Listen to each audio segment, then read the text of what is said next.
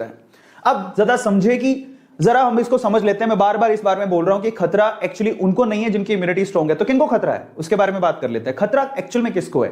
तो खतरा स्पेशली उनको है जिनकी इम्यूनिटी वीक है, जिनमें रोग प्रतिरोधक क्षमता जिनके शरीर की वीक है, वो हाई रिस्क पर है। इसीलिए अपनी इम्यूनिटी में बार बार बोला गया अपनी इम्यूनिटी पे ध्यान दो, अपनी इम्यूनिटी पे ध्यान दो। ऐसे पेशेंट इससे ज्यादा इन्फेक्ट होंगे।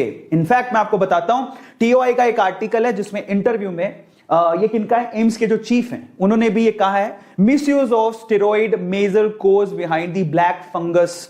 क्या हो रहा है कि अगर आप ध्यान से देखो तो कोरोना का जब ट्रीटमेंट किया जा रहा है उसमें स्टेरॉइड्स का इस्तेमाल भी किया जा रहा है। अब हम क्या कर सकते हैं, कोरोना से बचे, इधर कुआं उधर खाई। अब कोरोना की ट्रीटमेंट में स्टेरॉइड इस्तेमाल हो रहा है और वही स्टेरॉइड हमारी इम्यूनिटी को भी डाउन करता है और उसी वजह से हम लोग ब्लैक फंगस के भी शिकार हो सकते हैं।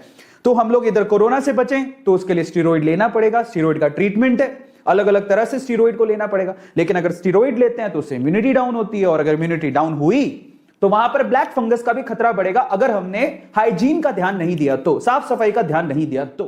समस्या बड़ी है, ठीक है, अभी दिख नहीं रही है लेकिन वो बड़ी है। इसके अलावा कौन कौन रिस्क पर है? Specially patient with recent organ transplant.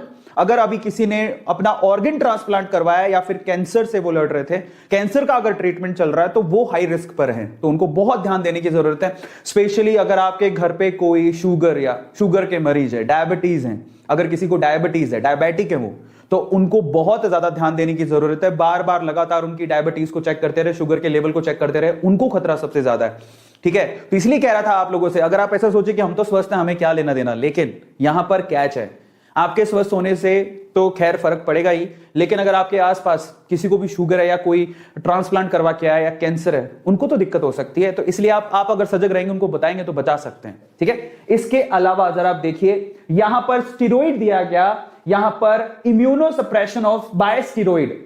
कई बार होता है हमें ट्रीटमेंट के लिए क्या करना पड़ता है, इम्यूनो सप्रेशन करना पड़ता है, वो भी स्टेरॉइड के थ्रू। लेकिन जो स्टेरॉइड ले रहे हैं बेसिकली उनको इसका खतरा काफी ज्यादा है। और इसके अलावा सबसे इंपॉर्टेंट चीज जरा समझिए, जो कोरोना की वजह से या किसी और वजह से जो भी है, सांस के संबंधी कोई भी बीमारी अगर आपको, और अगर आप हॉस्पिटलाइज हैं, स्पेशली कोरोना जो भी इस वक्त चल रहा है, ठीक है, वो जो एक रेस्पिरेटरी प्रॉब्लम है स्पेशली, अगर उस वजह से आप हॉस्पिटलाइज हैं तो वहां से भी आपको फंगस, ब्लैक फंगस होने का खतरा है, ब्लैक फंगस से इंफेक्टेड होने का खतरा है।